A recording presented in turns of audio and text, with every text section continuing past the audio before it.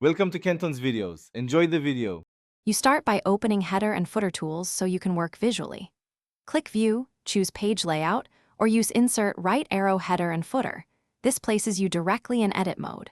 Once done, set margins and enable rulers to control spacing. Make sure to switch to Print Preview if you want exact placement.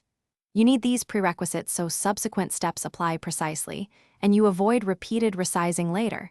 This saves time when adding text, images, or dynamic fields. Now you insert the content and align it correctly.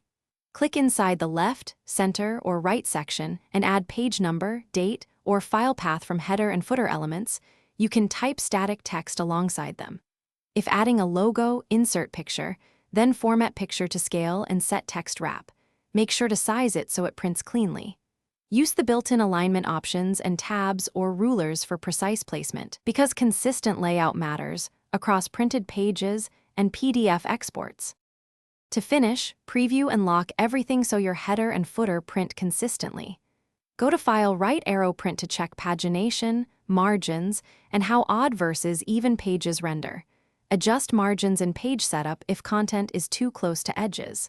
Once satisfied, save or export to PDF. If alignment looks off, reset header/footer settings in page setup and reapply the elements. This usually fixes scaling or phantom spacing. Thanks for watching. Consider subscribing if we helped you.